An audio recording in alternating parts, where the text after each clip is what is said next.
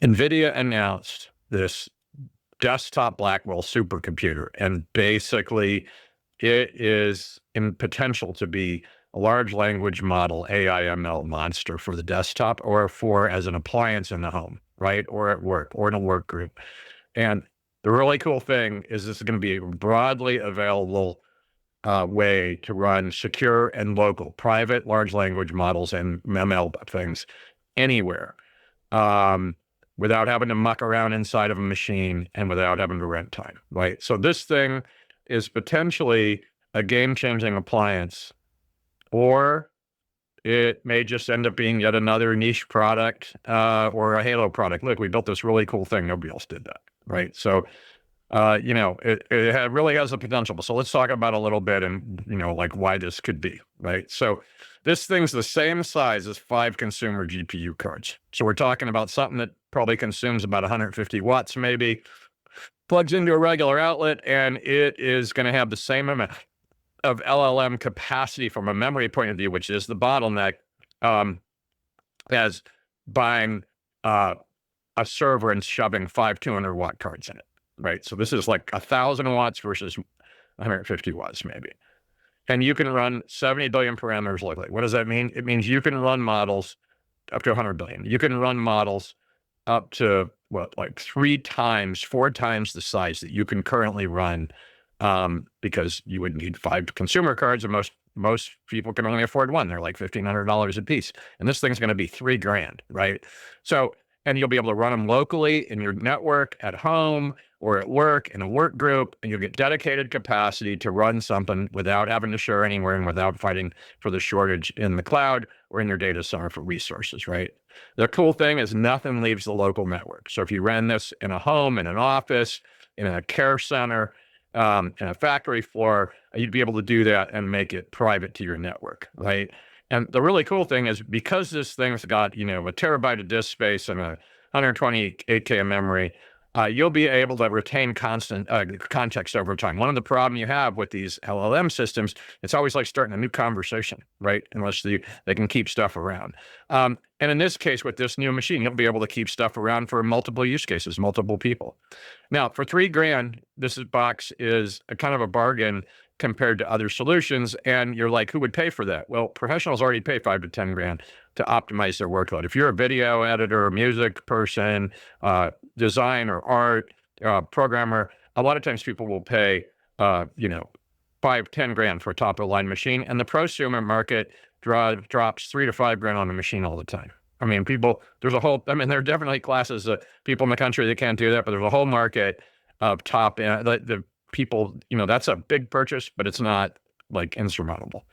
And the really nice thing is work groups will be able to use these kind of desktop supercomputer thing for either large language model support or for machine learning or for other kinds of development, because it'll be a local pool of capacity, right? Like a data center sitting in your group.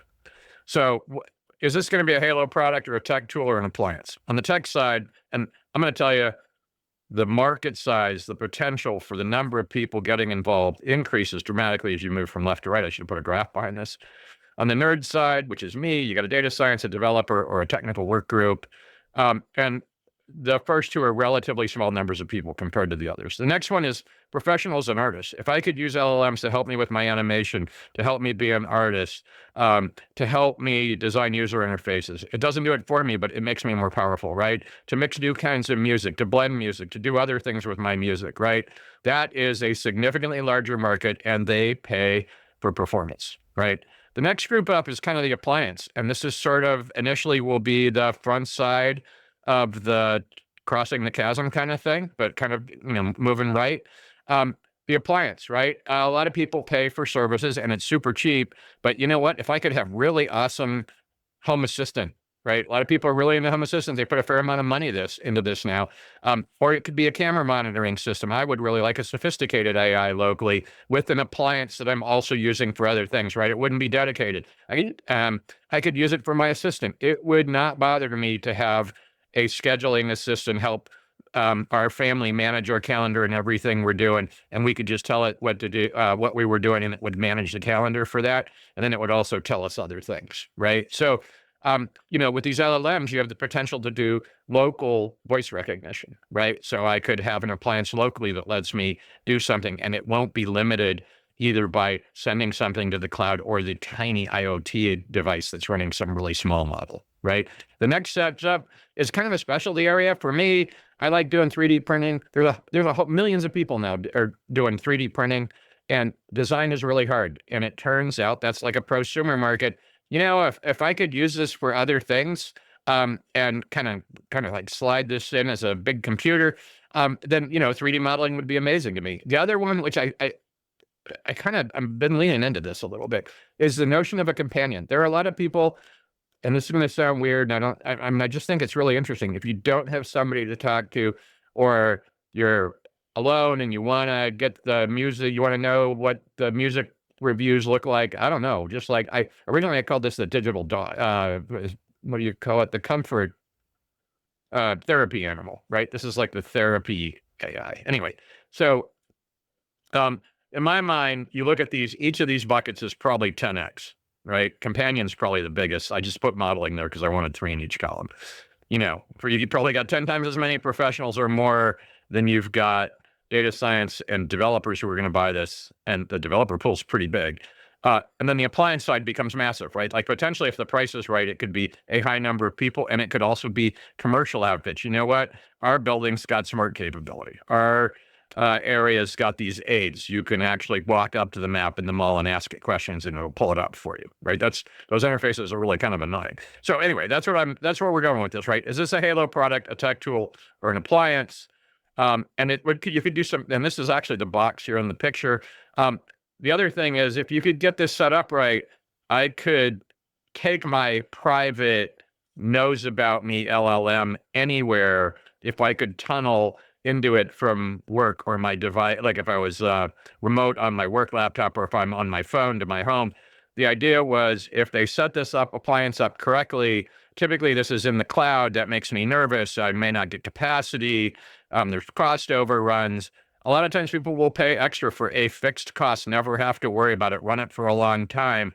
And if I could figure out this tunneling thing right, my entire family could share private channels into our Butler. So making an appliance, the real question is, this is all about the software, right? NVIDIA has a track record for delivering hardware, not so much on the appliance side, right? So what I'm going to say is, there's a bunch of things this thing needs to make happen. You're going to need like for-purpose wizards. How do you want to set this thing up? Can I tune it? Yes, you can use large general purpose models, but I think probably this tuning, or this having personas, like which people are coming in, what role are they playing at that time, and what personality I would like the reply to be. I think that is the part where the platform company can make a big difference, right? Or open source products or companies can do that. The next one, and I worked at Next, man, we were always trying to get that killer app on the platform. And for this thing to move out of being nerdware and like something technical into being mainstream, it all comes down to platform makers. Are there any killer apps, art, design, music, consumer CAD, any of those that could fully leverage the platform in a way that is difficult for them to do with cloud services or with what they have today? And maybe people don't all need 2 giant graphic cards for 400 watts running to make this thing happen. The other piece is, I think, the interface, right? You're going to need audio to prompt, reply to in audio, and voice reply, prompt to visual, prompt to camera, prompt to, like text. So there's that whole interaction model with this thing. If it's a tech tool, then the keyboards are fine. But for everything else, you're going to need all the other inputs, cameras, audio, those kinds of things. And then you got to figure out which platforms you're going to be able to integrate this thing the best with. And that's home automation, home translator integration. We had a bunch of people working in our house. I'm a lousy language person, I admit it. And it would have been nice if the house could have translated between us so that there wouldn't have been any confusion, because I have lousy language skills, right? And then there's the entertainment integration. There's a whole bunch of things with gaming, TV, music, those kinds of things. If you could get that integration right, Alexa, for all its, I'm not only Alexa, like any of the voice assistants, for all of their cool part, they're kind of cumbersome to use, right? They're not crazy fast, and they do pretty well, right? But is there a whole nother level you can get with this appliance? Apple turned the computer into a ubiquitous appliance when they built the Mac. So the question is, can NVIDIA make something usable humans, and can they find partners to build turnkey ecosystems to turn this Blackwell supercomputer into a ubiquitous appliance? I don't know. Have a great day.